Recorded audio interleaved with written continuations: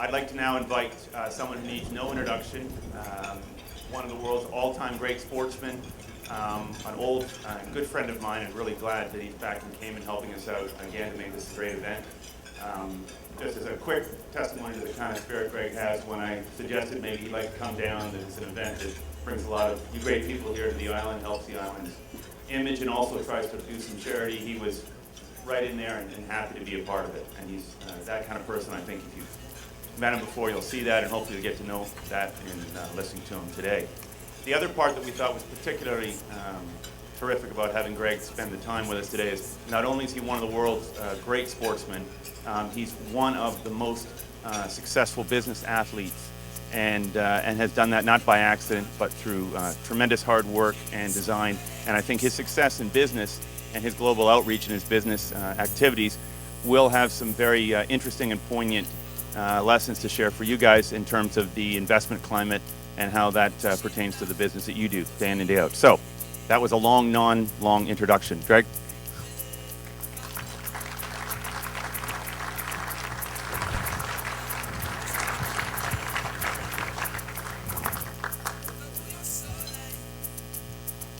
So, welcome to the stage. Thank you, Mike. Hello, everybody. Before you start some of the crazy questions that you've already lined up for me, I just want to thank everybody. I think especially want to thank Mike. A lot of you probably know him. A lot of you probably don't know him. But I've known this gentleman for 15 years, and in my business, when you have a connection and you have a relationship with somebody like Mike, it goes beyond friendship in a lot of ways. And I can remember walking around this golf course, starting to build this golf course through mangroves and surviving hurricanes and 4 feet of water, sitting right where you're all sitting here right now, for him to see the dream come out of the ground to where it is here today, and to be able to host the individuals that are here in this room, the people who make the world go around, is very, very special. It's an honor for me to be here. It doesn't take much to, if I have respect for somebody, to if they ask me a question to do something, I'm there. And I have a lot of respect for Mike. I have a lot of respect for what he's done in the world of business, and it's an honor to be here in front of everybody. Thanks very much. I don't know what to say on that, so I'll move on before I start blushing. So I do want to get the chance today to talk about, your business success and how that's worked, but I think it'd probably be something I think the people here today would be interested in. Could you just, maybe we can start by talking a little bit about the golf before we move on, and maybe we could start off, if you could give me your view or give us your views, how's the game transitioned from the 70s, 80s to where we are today? Well, it's been a huge change, like in anything, whether in the banking business or in the development business, it changes dramatically. I know in the golf business in my career, I've probably gone through 4 or 5 recessions. But one thing that I can say as a golfer, we are basically recession-proof. An actor or an athlete, a successful or high-end actor or athlete, no matter where you are in the world, you are recession-proof, because all you do is your passion is to perform at the peak of your level, whatever that sport is. So when I started playing the game in the 70s, everybody was laughing at me, because when I made $1 million for the first year, the most anybody had ever made on playing the game of golf, they looked at me and said, boy, that's ridiculous for any golfer to make $1 million a year.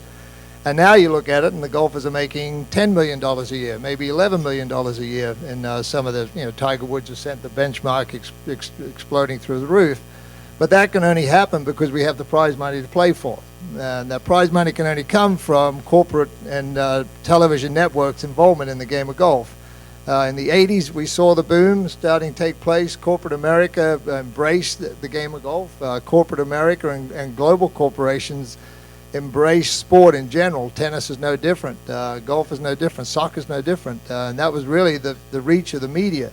If you were buying airtime at a golf tournament in South Florida, you were actually getting projected, and your corporation's image and title was getting projected on a global basis. That changed everything. That changed the economics of our game dramatically when you can actually send it out on a global basis. So, whether you're, Stefan and I were talking about it today, being the benefactors of that time period that we're in, the 80s and the 90s, where there was so much money thrown at athletes, it was kind of crazy, And so as times evolved, we're seeing a little bit of correction about that right now in our game. I'll give you an example. The US PGA Tour prize money, when I started playing, it doubled every 5 years.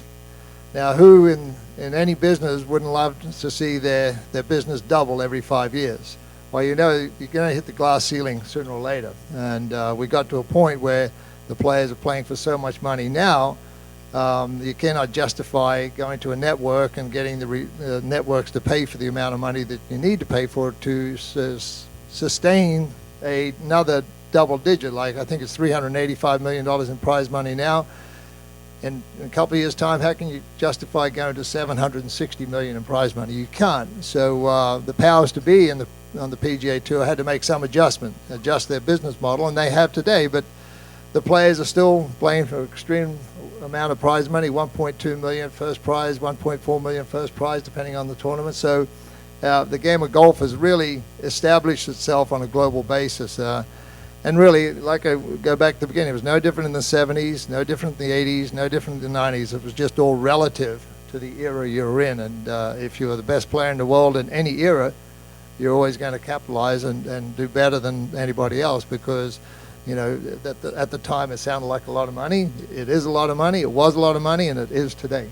Well, let's talk about it. And I think the crowd here particularly understands that when you bring that kind of reward, when you bring that kind of money, you attract a great talent pool. I mean, talent's one of the big things people focus on. In the time that you were in the game of golf with that kind of growth in the prize money, did you see a change in the players, the quality of the talent, the way they were approaching it? How did people adapt, and how did you stay on top during that period? That's a great question. I mean, nowadays, players that comparable to where I was positioned in the world rankings now have an entourage. I mean, a true entourage. You have your management company. Some of them guys have individual managers. You have your nutritionist, you have your masseuse, you have your trainer, you have your coach, and you have your support team. I think it's fantastic. I think every CEO, every president of the United States has a great support team around you. That allows that individual to focus purely on making the right decisions, executing, practicing, doing all the things you need to do to perform at the peak of your level, whether it's being an athlete or whether it's being a president or whether it's being a CEO. In my day, it was frowned upon to walk around. When Jack Nicklaus was at his best, he had a coach, and it was frowned upon when he was flying around in a private jet. And the same thing happened to me as an international player when I came to the United States. I came in, I had a coach, of course, and I was the first guy to have a trainer, a full-time trainer in 1991. And now everybody's in a different world. So I think it just depends on, your mentality and the people around you to structure the right structure for you to perform well. And if you don't know, you don't know. And nowadays, if I had to go back and do it again, no question, would I have a stronger entourage around me, and would that improve my performance? I have no idea. I think I would have become a better player. There's no question about it. But the key person I would have had would have been a full-time masseuse. There's no question. There's no question. There's no better feeling than coming home and getting that that body rubbed down after a long day. And golf is everybody thinks golf's a pretty mundane, easy sport. If you hit, they've calculated I've hit 4.5 million golf balls in my career.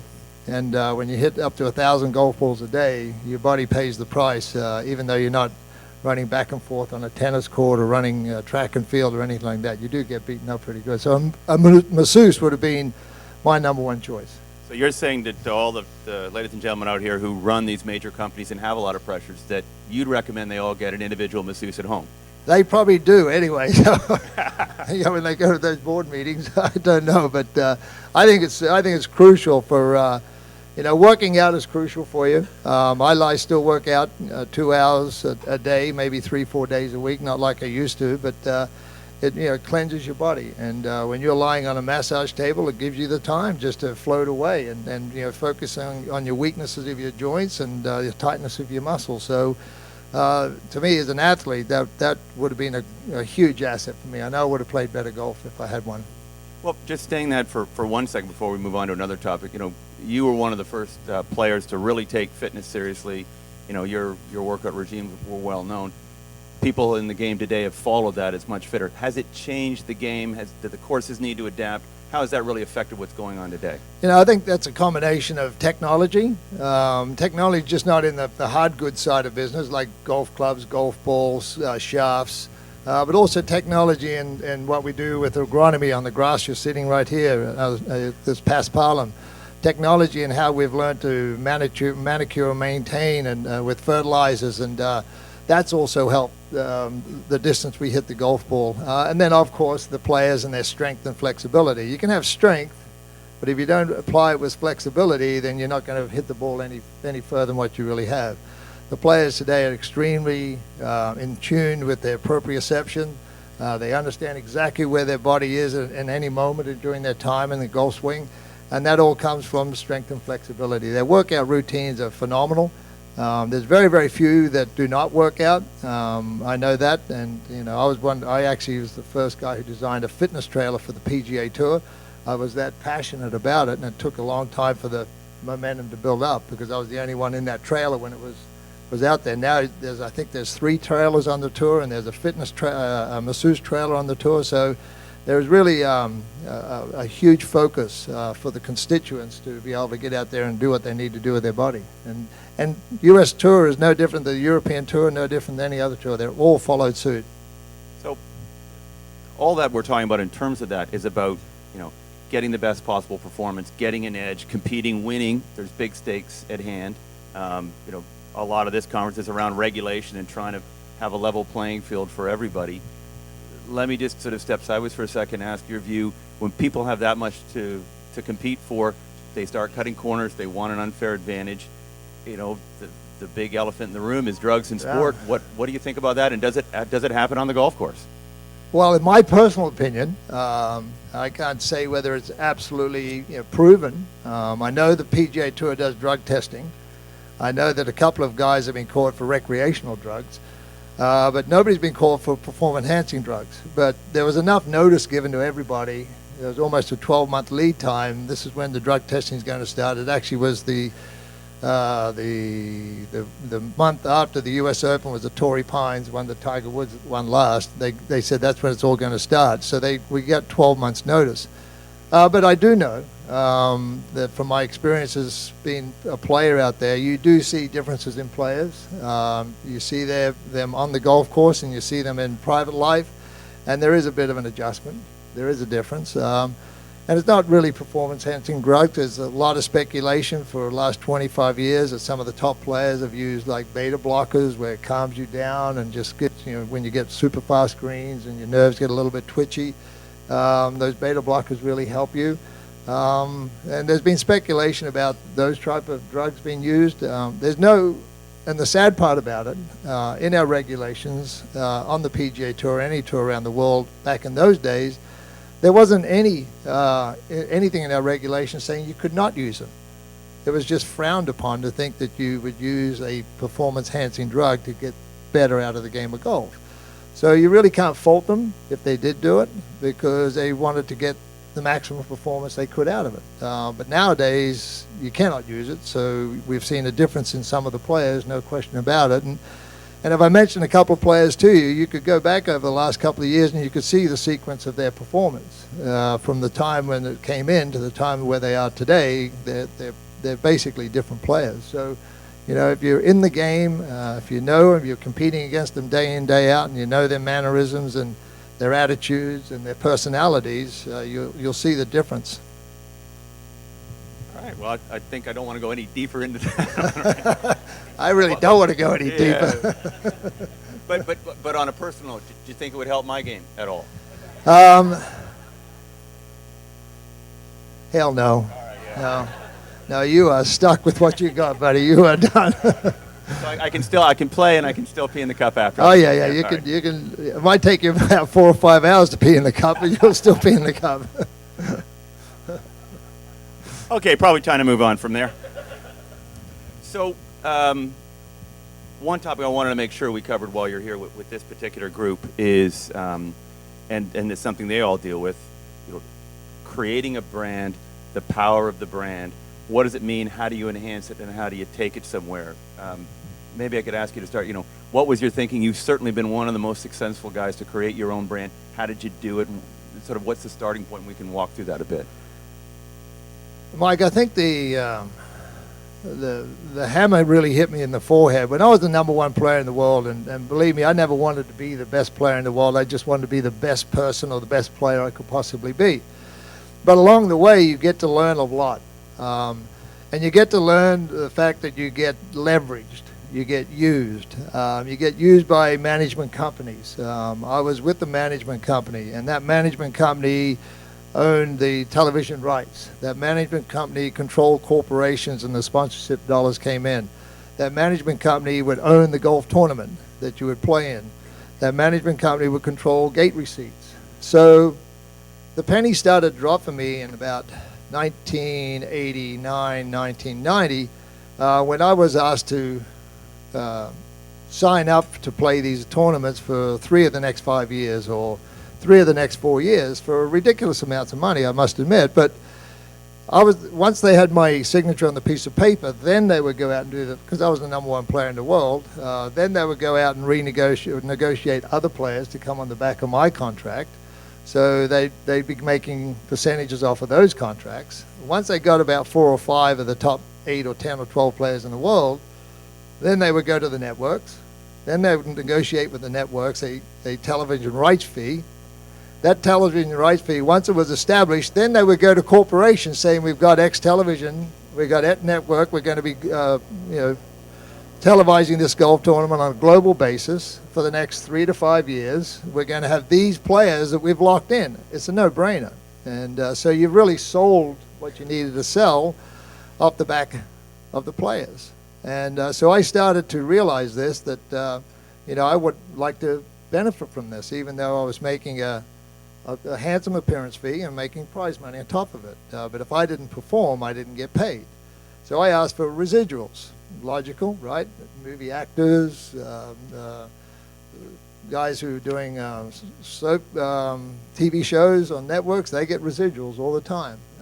Singers get residuals. So I was the first professional golfer to put his hand up and says, I want residuals for the Shell's Wonderful World of Golf or for any golf tournament I've ever played in. Well, that created a storm, big storm, because now all of a sudden you're not supposed to be asking for that. And then, I say, why? And then all of a sudden you tell them you're getting appearance money when it's illegal to get paid appearance money on the PGA Tour. Then all of a sudden now Pandora's box opens up. So, of course, I didn't get any of the residuals. They shut me down on that.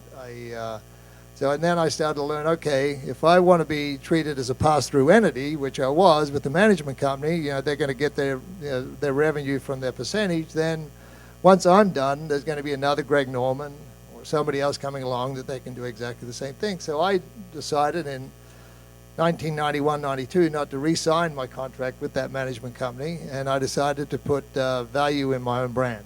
And it was an amazing situation happened to me. I actually made more money the first year when I left my management company than I was in my final year with my management company, because corporations would rather deal directly with the principal, and then instead of going through an agent or a middleman, because things always got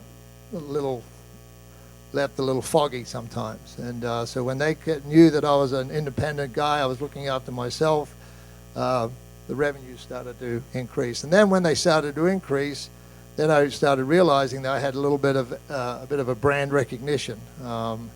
And that brand recognition came with Paul Fireman, who owned Reebok at the time. I represented Reebok, and he wanted to start Greg Norman Collection clothing line. He gave me the logo. He said, this is your logo. You own this logo forever and a day. I'm going to license it off you. And so he taught me a lot about licensing, marketing, branding, and that was really where it all started in 1991. And I invested in my own career, shut down the management company and paid them off as much as I could, because they still wanted their commission going on any contract that was going out for another 3 or 4 or 5 years. So that became a bit of a sticky little wicket there to play on. But and here we are today. I completely understood what it was like to build value in your own brand. Well, and this was right in the height of your playing career. You got a lot of other stuff going on, but you obviously had a game plan, and you seem to approach it strategically. I know you mentioned to me before that, you looked at what Jack did and what Arnold did, and then when you approached business and said, look, I got a life beyond golf, I need to find some mentors. Who are some of the other people you reached out and, helped you learn about the business and helped you figure out how to protect that brand as you built it? But one of my big fans I loved a lot was Roger Penske, Penske Trucks. He was really in the race car business, and not really as successful in that race car business, but he understood what it was like. He was street smart. He got what the consumer wanted. He understood what they were looking for. And I got a lot of, I picked his brain a lot many years ago, went to a lot of events with him, and I learned one of the things that I taught myself was never be afraid to ask somebody a question. If you want the right answer, whether it's good or bad, don't be afraid to ask the question. So I went through that way, and I've been very lucky to have the ear of a lot of very successful people and leaders of the free world in a lot of ways, to be able to ask them, why did you make that mistake, or what would you do differently? And you heard President Bush last night ask the president of China, what keeps him up at nighttime. And it's interesting when you ask that question to some of the individuals, what does keep you up at nighttime, what the answer really is. And it's no different. We're no different than any sports person. What keeps you up of a night is how you're going to perform the next day. Did I really do all my homework, and did I really commit myself to practice, and did I do my due diligence to make my next day's performance that much better than the day before? You're the only one who can answer the truth on that. And if you tell yourself, no, I didn't, then you're in for a hard day tomorrow. So, I was always a self-analyzing individual. Oh, and you said right at the beginning of the talk that, one of the interesting things about athletes, sportsmen, famous celebrities is they're sort of, outside their own, not just counter-cyclical, they're outside of the cycle because of the way their revenue stream works. But, you've branched out from early on. You've been in the equipment side, golf course design. You talked a moment ago about the clothing. How have you, as you're trying to protect and maintain your brand, feel that now you're with the rest of us who have to be through these economic cycles? Well, fortunately for me, one of my business that I do is golf course design business. Some of you may have experienced the golf course back here. It's a pretty easy golf course, isn't it? Yeah? No? Okay. It's a pretty easy golf course, but business is really an economic indicator. One of the guys, my senior vice president of one of my design companies with us, Jason McCoy, and back in 2007, when we sensed something was taking place, our account receivables went through the roof. And you knew something was taking place then. That was more here in the United States than anywhere else. So you knew there was something on the horizon. Really couldn't put your finger on it. You really didn't know to what magnitude it was, and then all of a sudden things blow up. So, when you look at the golf course design business, to build a golf course or build a resort development like this, it's not a cheap undertaking. You're talking hundreds of millions of dollars. So really, when you get the sense that things are starting to slow down, golf is going to be one of the first ones from an amenity standpoint to get nipped in the bud, because of the pure cost of building it and the ongoing cost. So, and then conversely, when the economy is raging, being the economic indicator, the phone never stops ringing. And you'll get, there's been times when we've had 85, I think, 83 or 85 golf courses under contract. And you think that's a crazy number, but that's a real number because the economy was booming and golf was a necessity. And now in the United States, it's totally different. Golf is languishing. The game of golf is in a negative trend, to say the least. I think last year, like 180 odd golf courses that was a negative opening, more closed than was opened. And we don't see anything changing in the near future. So we've had to change our business model in a lot of ways. Our business model focus in the United States right now is basically redoing golf courses. There's a slew of golf courses out there have been in operation for 10, 20, 30, 40, 50 years. And to go and redo those golf courses instead of building a new golf course is probably anywhere between 25, 30% of the overall cost to build. So there is a bit of a trend to go that way. There's an opportunity in its own right there where you can actually start up a fund because these municipal golf courses that don't have the capital to invest into their golf courses to redo them, they're looking for opportunities. And when you look at golf, Even at a public golf course, they're doing 55 to 60, 70,000 rounds a year, 55, 60 bucks, 35 bucks. The cash, the numbers, it's pretty easy to add up that you can go in there and redo a golf course if you have the right financial model with a fund, and you can actually go out there and do some business. So that's why I say you have to make these adjustments to your business model depending on the climate. And then opposite, there's pockets around the world that are extremely favorable to golf course design business. Vietnam, for example. Vietnam, the government of late in the last month said they would like to see another 70-odd golf courses built in that little country. We have 5 under contract right there right now, so you really have to chase it. And if you're not a global player, you're not going to be growing your business at all. And so there are China's under a moratorium right now. They're trying to understand the game of golf and what it's going to do to their agricultural zones. And obviously with this moratorium, everybody's sitting there trying to tread water. But China and golf are going to be like a symbiotic relationship in the long term, a lot like Stefan and I were talking today with a gentleman called Sven Tumba did in Sweden many, many years ago, a generation ago, brought the game of golf to the country. China, the game of golf is going to be into the country. It is there now. It's going to be a huge opportunity in the long term from residential development to hard goods, soft goods. Just bringing a brand into that country is going to be huge if the brand has some recognition. So China's a huge market. And then you look at the other 2 biggest countries, continents in the world, and one country, which is India. The development and interest in the game of golf in India is very, very high. And obviously South America. Since the Olympics got brought golf into the Olympics in 2016, we're seeing a huge spike in the third world countries with the interest of the game of golf. And I'm even talking places like in East Africa and some places in West Africa. You're talking about places in Central America and where Mike and I started 15 years ago in Costa Rica.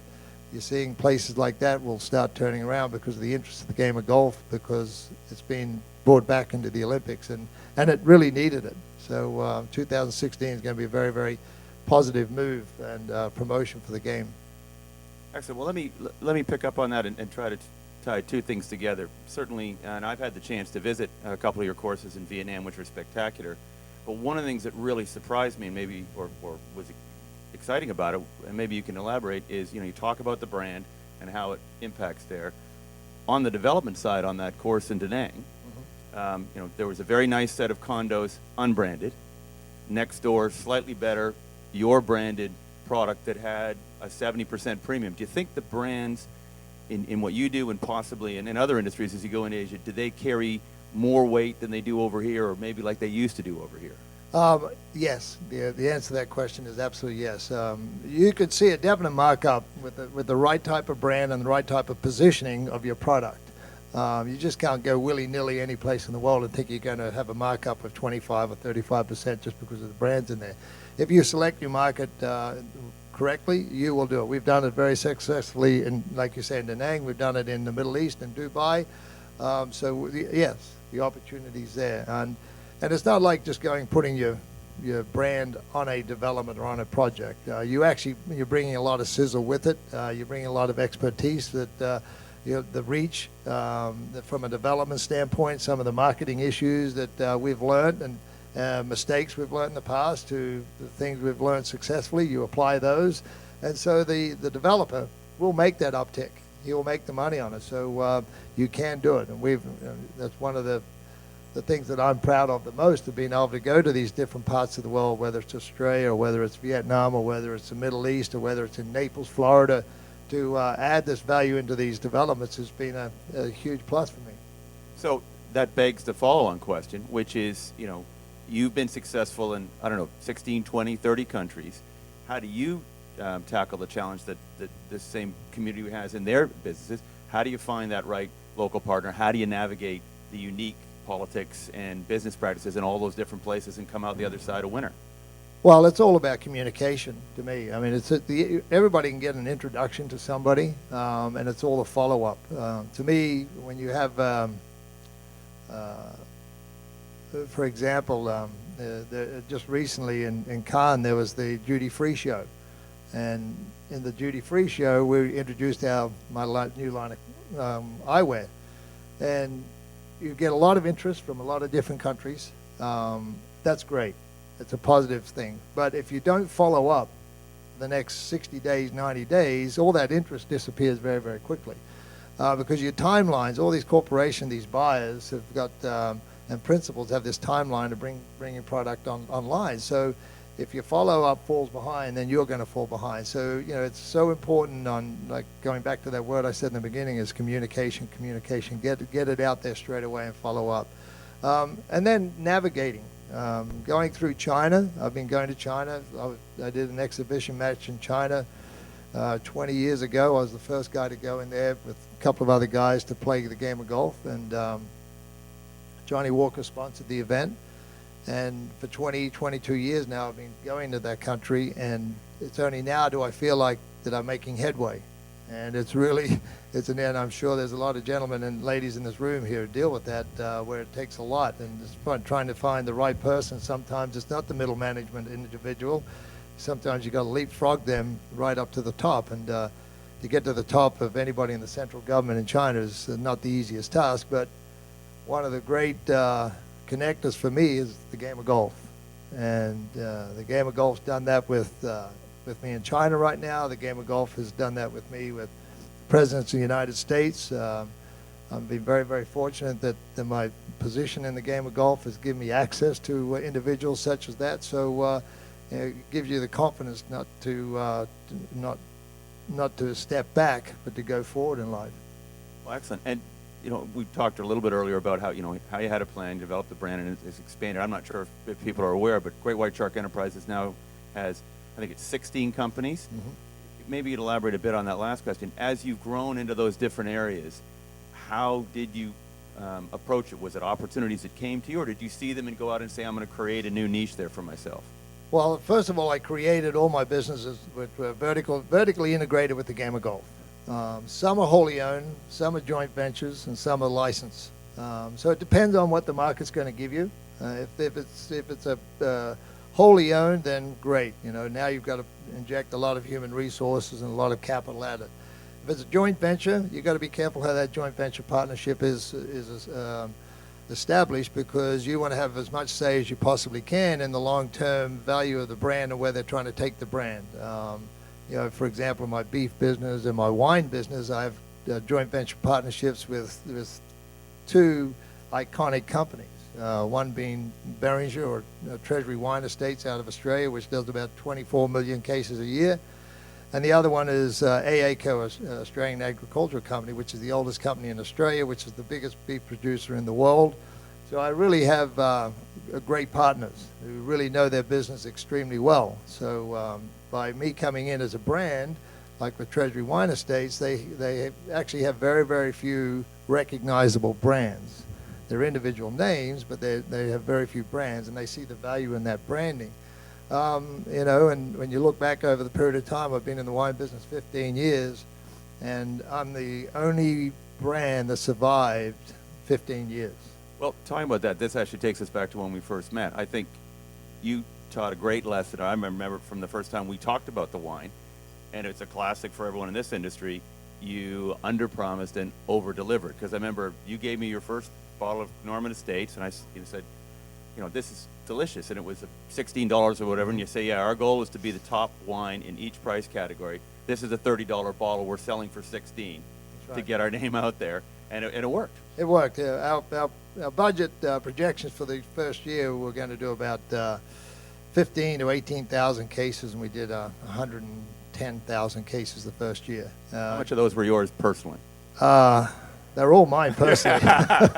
But, that was just an exercise of doing what you're saying, over-deliver on the quality and under-deliver on the price, and we've kept it that way. And the quality of our wine has actually improved. We've got a lot of great ratings over the years. In 1998, we got voted #8 wine in the world, Reserve Shiraz, and obviously that's a great kicker into the next world. And, but again, it's everything I've done with my business. I've created a level or a benchmark, and I've never let myself slip below that. It's very easy to go out there and canvass the world and make a lot of fast money very, very quickly. But it's very difficult to keep yourself so focused and so on such a level where it's a long-term view. And I've always been a long-term strategist in a lot of ways, contrary to the way I played the game of golf. My approach to business is different the way I play the game. I was very impetuous when I played. I was very aggressive. I wanted it to happen now. I attacked everything. And in golf, in business, I see the opposite. I see it's a long-term approach. You build value into a brand, and it might be a 15, 20-year cycle. And I'm doing that right now. I mean, I think the world is connections that I've made through the game of golf and seeing what the economy is and small business in the United States. They can't get capital to run their businesses. I'm talking about these small micro companies that maybe are doing about $1.5 million to $10 or $15 million a year. They can't get capital. And so I went out and invested in a few of these companies with my own money, and we're getting incredible returns on these investments. And I sat back with a friend of mine, and in my office I said, why don't we start a fund for these small companies? And most of them, the ones we've been involved with, have pretty much been in Florida and one up in New York. And all of a sudden now it's morphed out into something else because we've captured our own imagination by investing our own hard dollars into it initially to prove it up. And now that we've proven it up, we now can go out and say we can do this on successfully through a fund. And it's interesting how when you open up that door, how many people are asking questions about, can you do this or can you do that? And I'll give you an example. I mean, I got asked to go and to be involved with the Tanzanian government on some other project, which was completely tangential to anything I've ever done in my life. So all of a sudden, because of the position you've done, other opportunities open up. It's no different than anybody else out here. You've got to keep your door wide open and your mind wide open to availability and opportunities. And if they're there, take it. And if you don't want it, walk away. Jack Welch had a great saying, if you sell it, fix it, or shut it down. And if you can have one of those choices. So if you want to sell it, move on. If you want to fix it, you inject your capital in and you're in for the long haul. And so I'm having those opportunities right now. But it sounds like, and you and I've talked about this a fair amount, and you said it earlier today, it's important that it all comes vertically out of the connection to golf and how those connections come. I know, you're doing some of the sort of more exotic, more sexy things, whether it's Tanzania or around the world, but at the same time, you've continued to keep an eye on whether it's the golf course design or the maintenance of turf. There's some other areas that you've been expanding into that are a little more prosaic but really help that base, and we're proud to have you be a part of that here as well. Maybe you can tell us a bit about that. I mean, I've opened about 80 plus golf courses around the world, but I've also been involved with, through the game of golf and through the agronomy and management and the maintenance of golf courses. And to me, it's such a waste of money in a lot of ways that you do. When we build these golf courses and you have a budget, and how many people in the room here actually are members of golf clubs? Maybe 15, 20% of the people in the room here. So we get our annual dues, and those annual dues reflect the condition of the golf course. I've been around long enough to know when you play a professional golf tournament, it's not coming out of your annual dues, it's coming out of another budget, and that golf course is absolutely perfect for 1 week a year. And then it slips back to whatever happens the other 51 weeks a year, depends on the annual budget. So every golf course, as far as I'm concerned, should have its own fingerprint on how it is managed and the process of management. And it's through my experiences over all these years that we have seen a huge opportunity for a new business. And we've done that, and thank you to Mike. Mike's come on board and joined the family of us. It's called the Great White Shark Golf Course Management, and it allows us now to take our expertise in there, and each one is treated on an individual basis, because I hate wasting money. It's one of those things that is my pet peeve in life, and if you have a chance of saving $1 and it's somebody else's dollar, fantastic. Treat everybody else's dollar like it's your dollar. You build a golf course, you give it a budget of $10 million, build it for 9.5 or 9.8, build it for 10, don't go and build it for 15 or $12 million. Because it's important that our ongoing costs in the game of golf and in business and any life and work of life have to be managed and maintained to the highest degree. And And that's what we're doing in our new management business. Terrific. Well, we look forward. Greg's coming on board to work with us over, for those of you who are local, or if not, to work on the Dragon Bay North Sound Club next door, bringing in his company and working together as one of the first ventures to try and take that up to another level. So we're pretty excited about having you involved in that. We are indeed.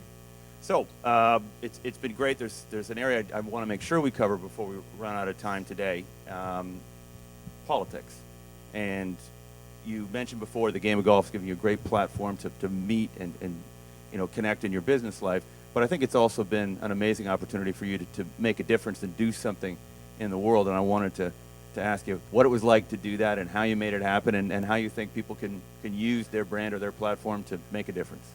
Look, let's touch on politics. It's interesting because I travel the world so much. I was in in Geneva just recently, and sat down with some bankers and talked, and then I'm in Switzerland, in Tanzania, and then I might be somewhere else in Jordan, then I might be in Oman. And it's interesting how the rest of the world looks at and asks questions about the United States right now. And it's the view of what you see in the United States and what you hear on television is sometimes different than what the reality is out there. And it's really sad in a lot of ways, because a lot of people look up to the United States and will always look up to the United States. And it was interesting listening to President Bush last night, and how true he is that, when you make a decision, you're making a decision, the right decision at that time.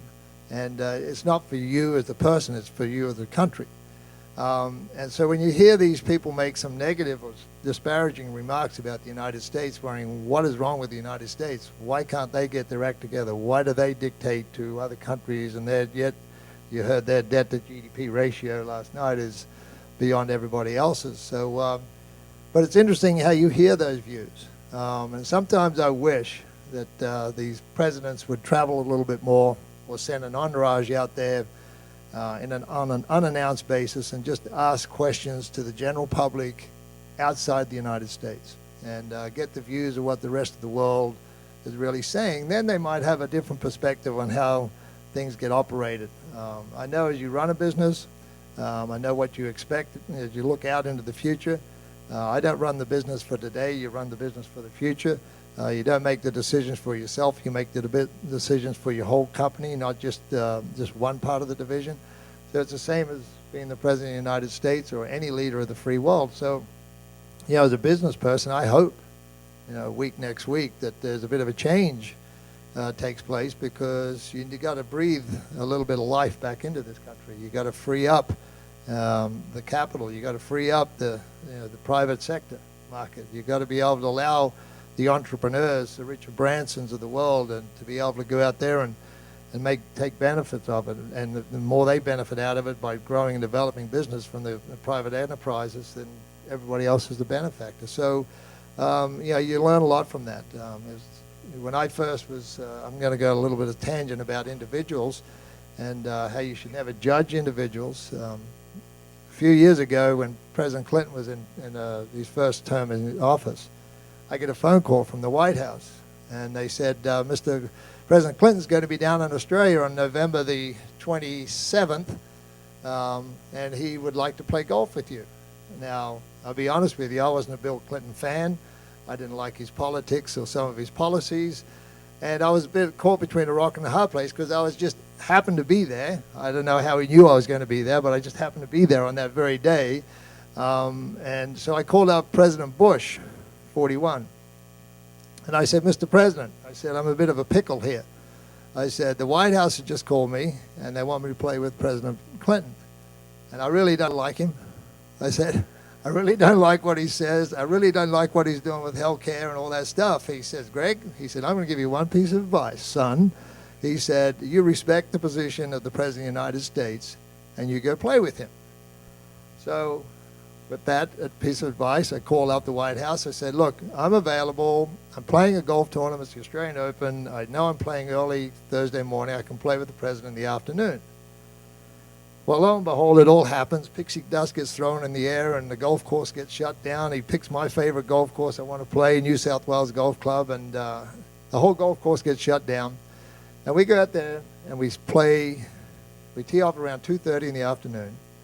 Air Force One sitting at Sydney Airport, Hillary sitting on Air Force One, right?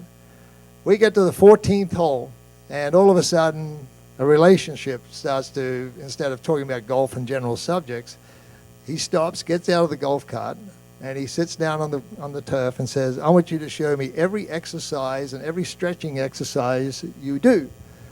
And I look at him and I go, this is kind of weird, man. This is weird. What do I do here now, right? And the only other individuals there was my caddy, Tony Navarro, and all the Secret Service obviously were on every hilltop and every tree. And here's the President of the United States down on the ground, pulling his shirt out of his pants so he can do some stretches, right?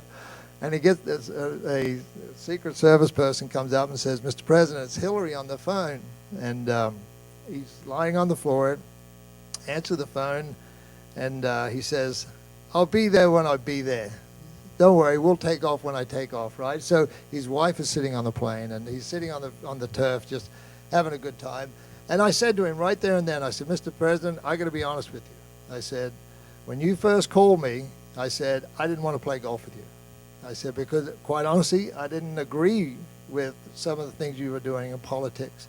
I said, I'm going to fall on my sword here because I think you're one of the greatest guys I've ever met. And since that day, we've stayed completely good friends. And we, he'll tell me and he'll call me up.